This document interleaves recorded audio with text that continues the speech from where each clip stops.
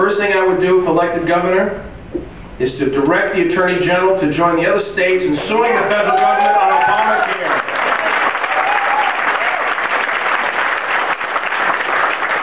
I would do that not simply because of the principles of federalism which are at stake in this law, not just because going down the road of Obamacare is a road that will never return from, will never restore local control over health care, but most importantly because Obamacare is a job killer for us in New Hampshire and for our employers. And I'm here to back our employers and our families to have access to lower cost, higher quality health care.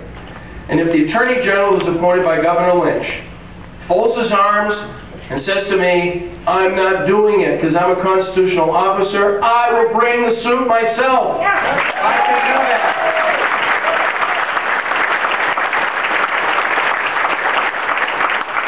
People of New Hampshire need to know that not only our presidential candidates uniformly believe that we need to repeal Obamacare, but they'll have a governor that will fight to do that and fight to limit the federal role over health care. I practice law in health care. I know a little bit about health care. I know how to attack the system and work with our health care providers to make what was originally a locally grown and developed system work better for our families, for our individuals, and that's the direction we're going to go in.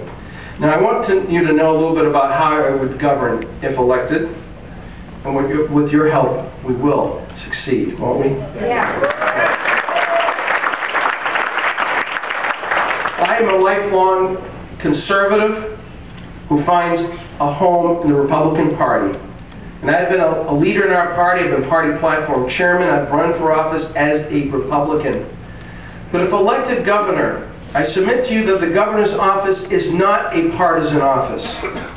I would be a governor for all of the people. I'd leave my party label at the door of the State House and enter the governor's office as the people's governor and be accessible to all of the people.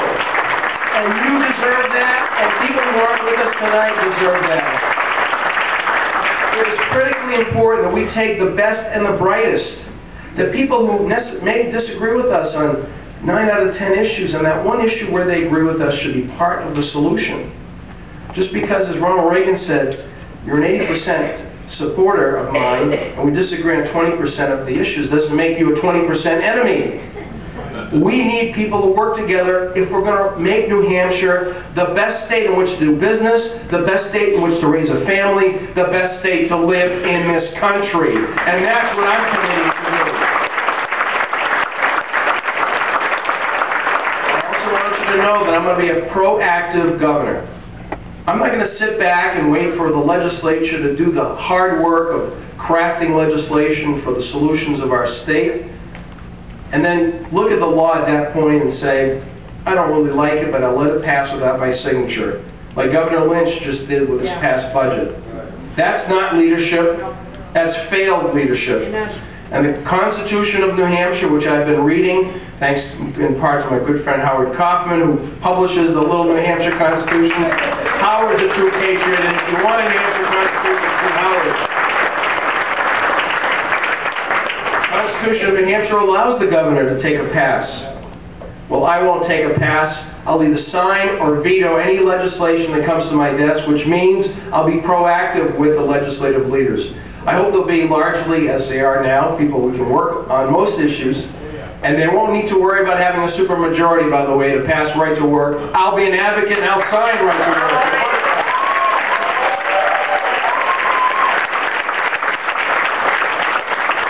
I will be engaged. I will be engaged with the legislative leaders to kind of craft the legislation we can have majority support on that I can support. And I'll also let the legislative leaders know where I disagree. And there will be areas of disagreement. And we'll have our, positive civil discussion and debate, and then we'll move forward. But I think the people of New Hampshire expect that when a law is passed and the governor, who's supposed to be the chief executive officer, has weighed in on that law and not passed it over or left it to one branch of government. Lastly, I would say this state can be and needs to be a beacon on the hill, not only in the Northeast, but around this country, about what it means to live free and die, or die, I should say. We're all going to die, but our choice is living free, and we're committed to living free. You know, people look at New Hampshire, they've looked at us in the last presidential cycle, and they wonder what happens here. What happens is civic engagement. What happens is people taking ownership. What's happening now in New Hampshire and across America, but probably more so in New Hampshire, is we're saying to each other, let's rely less on government and more on ourselves. Let's expect less from government out of Washington.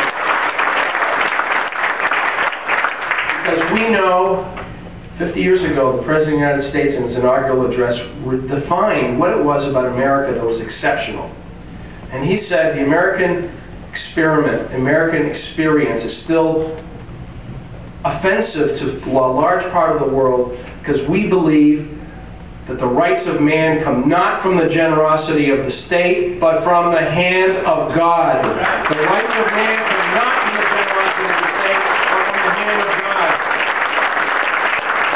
And that president went on to exhort the people, ask not what your country can do for you, ask what you can do for your country. That president was John F. Kennedy, a Democrat who understood what it meant to be an American, who understood what it meant to be self-reliant, who understood what it meant to be successful. And what has happened to us in 50 years? We've lost faith in ourselves. We've lost faith in this country. We've lost faith in each other. It's time to renew the American spirit. It's time to renew our commitment to what makes us the greatest nation known to man in all of history. It's time to renew the New Hampshire advantage as part of saving America. We have to be part of the solution here in New Hampshire if we want to save this country.